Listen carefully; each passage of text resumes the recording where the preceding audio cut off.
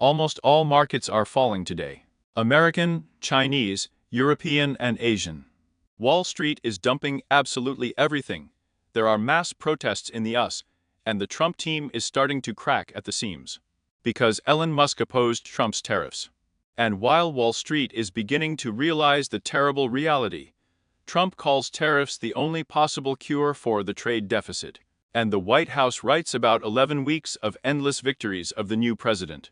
After all, Donald Trump has said that he will not make deals until he solves the problem of the trade deficit.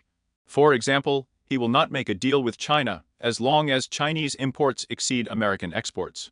That's why the Japanese market fell, despite the fact that the Japanese Prime Minister declared his readiness to sit down at the negotiating table with the United States. And this, by the way, was the second biggest daily drop in the history of the Japanese market. It is comparable to the 2008 year or the dot-com bubble. Why is this happening? Because it's not about tariffs at all, but about the US trade deficit. With China, they have a trade deficit of $295 billion, and with the European Union, the US trade deficit was $235 billion. How is this solved? First of all, we need to increase exports, and these are new innovations, reduce imports by raising tariffs, and change consumer behavior, and this is marketing. Therefore, for those who celebrate the victory that 50 countries of the world already want to negotiate, just keep in mind that these decisions mentioned above are not easy and can take years. This means that tariffs will not disappear in the near future if Trump really intends to return companies to America and reduce the deficit. Trump's direct words also speak about this. If the trade deficit persists in the end, it will be a defeat for Trump. And Trump believes that the deficit is treated only with tariffs that the United States conducted against 185 countries. Based on this formula, Trump's reciprocal tariffs turned out to be not exactly reciprocal. The formula by which Trump considered tariffs inflated their values at times. For example, instead of 46% in Vietnam, the real tariffs should have been 12%. So, for all countries, the tariffs that Trump led are not half as much as the mutual ones, as he promised, but 4 times more. The markets, realizing that the tariffs imposed by the Americans are actually 4 times higher, were clearly not happy. The German economy minister has already spoken about this. He called the way in which Trump considered his tariffs absolute nonsense. In the end, it all comes down to one key question: will Trump's tariffs persist in the long run? If so, it is impossible to avoid a serious recession in the US at this stage, but if not, then this is a historic buying opportunity. Apparently, Trump intends to bend his line to the end, otherwise they will simply stop taking him seriously. However, some investors who previously supported Trump's tariffs are turning against him. Bill Ackman said that Trump is losing the trust of businesses around the world and warns about an economic nuclear winter if tariffs are not put on pause. He also accused the US Secretary of Commerce Lutnick of profiting from this collapse of the market and the economy. According to him, the appointment of Lutnick to the post of Trade Minister is an insoluble conflict of interests. Here he talks about the insider trading of the Trump team. And he is suddenly joined by Elon Musk, who called on the United States and Europe to abandon the tariff war and create a free tariff zone in trade. Whatever it was, Trump's words that he will not make deals and will bend his line frightens the markets, so that the index of fear and greed in the stock market reached only 4 points. I don't even remember ever seeing that. And by the way, things are a little better with this in the cryptocurrency market, if we compare, for example, with the coronavirus crash in the 2020 year, then the fear and greed index fell to 8 points. And now it is 23 points. As for me, this does not look like the capitulation of Bitcoin investors yet. After all, if you look at March of the 2020 year, then Bitcoin collapsed by 64% due to the coronavirus. Now it has fallen by only 32%. If Bitcoin fell by 64%, its price would reach $40,000. In other words, this crash, which became a record for stock markets around the world, did not become so for Bitcoin. Bitcoin has not broken its records. For now. In the stock markets, meanwhile, 62% of investors are bearish, and this is the third largest indicator in history. Previously, we saw the sharpest outflow of institutional capital from US stocks in recent years.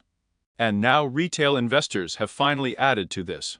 In just 2.5 hours, they sold off shares worth $1.5 billion, and this is the largest sale in history. Before that, retail investors were actively buying the bottom, but now it seems that they are starting to sell everything. Against this background, the VIX Volatility Index jumped to the highest level since August 2024, which finally may indicate that we are seeing at least a local capitulation. On the big VIX chart, we see that the only other times when it closed above 44 were from October to March 2008, and in March 2020. If anything, VIX. This is the volatility index, which is also called the fear index. It shows how much market participants expect fluctuations in the stock market in the coming month. And the higher this chart is, the more uncertainty and fear there is in the market. We can see from this graph that uncertainty and fear are at the highest possible levels right now. We also see signs of capitulation on this chart. It shows the global ratio of long and short positions, and now it is at the lowest level in the entire history of observations. This means that investors massively close longs, but open shorts. This may be due to capitulation, when even bulls give up and start selling. As a result of this capitulation, the world has been overwhelmed by a global dump of markets. Absolutely everything is falling. The S&P 500 has been falling for 2 days in a row, and if it falls by 4% one more day, it will already be like during the Great Depression. In 2 days, the S&P 500 has lost 10.5%, and this is the biggest 2-day drop since the coronavirus crash. But then the US Federal Reserve conducted an emergency, and the largest operation, to save the financial system in history. As you remember. Because of this, Bitcoin has grown to $69,000. This time it probably won't happen, because the US Federal Reserve is still afraid of high inflation, as Jerome Powell said quite recently. A few days ago. The Dow Jones Index is also breaking records. In some countries, for example in Thailand, short positions are prohibited from selling shares, while other countries put trading on pause. Hong Kong experienced the worst market decline since the 97th year, and China since the 2008. In the largest markets, an automatic trading pause was triggered when the market began to fall sharply. Even asset managers panicked and started sending letters to their investors, begging them not to sell shares, but to follow their investment plan. As for Bitcoin, yesterday many were inspired by how among many assets, it was the only one that turned green. Many people started talking about the fact that Bitcoin finally got rid of Nasdaq, from gold, from techno actions. But as for me, a one-day decorrelation is not yet a sign of untying. In order for us to talk about decorrelation, it needs to take much longer. After all, he was a little behind the S&P 500, which he had previously followed foot in foot. If Bitcoin repeats this movement, its price may fall to $60,000. Just in this range is the next support zone. It looks like we can return from it to the previous support zone here, which will turn into resistance here. This scenario is hinted at by this record price gap on the world futures, which is just about in this range from $79,000 to $84,000. If the US Federal Reserve does not intervene, or Trump does not cancel tariffs, or Trump is not impeached, or something else happens, then from this resistance zone, most likely, Bitcoin will roll back down to this support zone, which is in the range of $62,000 to $69,000. What is also interesting is that we are still holding above this yellow moving average. Let me remind you, it is she who serves as support on all the blizzards, and we have already touched her here, and touched her again here. Then we bounced off it. Whether we will bounce off now, time will tell.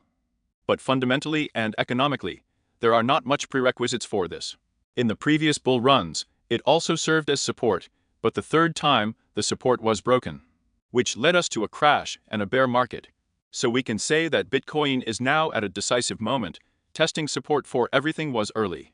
Did he break it during the coronavirus, during the tariff war for the whole world? No. In any case, if Bitcoin breaks through this support now, fixes below it, goes into a bear market, someone believes that the bullish cycle of Bitcoin is already over and gives quite convincing arguments for this. But while we're sitting on this yellow slide, it was still a wound, oddly enough. And corrections in the region of 30%, which we have now observed from $109 to $74,000, are quite familiar to bullrun. For example, during the blizzard of 2021, we collapsed by 53% here and we're still in the blizzard. By the way, I am very surprised how firmly Bitcoin is holding up against the background of current events, while the stock market is hitting anti-records. After all, during the last crisis, for example, in the 2020 year, during the coronavirus, Bitcoin was twice as weak. The only thing that has now collapsed very much. This is a mention in the edit. Here, the collapse has occurred 3 times since Bitcoin first reached $100,000 here. Mentions then soared to almost 7,000, now they are 3,000. By the way, a few days ago, they were only 900. Here is another example of the cycle of 2000 of the 17th year. The peak value of mentions of harm coincides with the peak price of Bitcoin, and vice versa, the low value of mentions of harm coincides with the price of the bear market. To be honest, I become more bullish when there are few comments in the Bitcoin Reddit. Now, as you can see, mentions are falling, and when they reach the minimum values, Bitcoin will find the bottom. But have Bitcoin reached the bottom? I don't think so, even though there may be a dead cat bounce right now to test the previous support zone. Pay attention to this graph. This model indicates the moments when there is real selling pressure in the market. And the real selling pressure may occur about 800 days after the previous peak of activity. If there is no serious negative event during the bullish growth, for example, a black swan, a sharp and unexpected fall, then selling pressure can occur only 1,000 days after the peak of activity. Formally, we are now on the 812th day after the peak of activity. And the risk of real selling pressure is high right now. Especially if the VIX volatility index continues to grow, the S&P 500 will fall. And the US Federal Reserve will not intervene with a life-saving injection of liquidity. That's what can affect the continuation of the fall of the S&P 500. Hedge funds have faced the largest margin requirements since 2000. In simple words, they are dealing with forced liquidations and sales of the coronavirus crisis level. So far, oddly enough, this does not affect the market much. Why? Because now they are not selling assets, but gold to cover these requirements. Also, a recent Financial Times report suggests that we are on the verge of credit stress.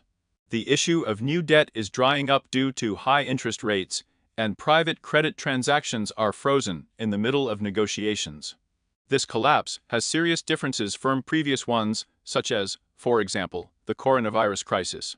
In the past, such a collapse of markets united world leaders to stabilize markets. Will they unite now? Trump says that he will not make deals with the same China until the trade deficit is resolved with him, to be honest. Not very similar to the rhetoric of a person who wants to unite with someone there. And the others also do not demonstrate such desires. So far, the stock market is in free fall across Europe.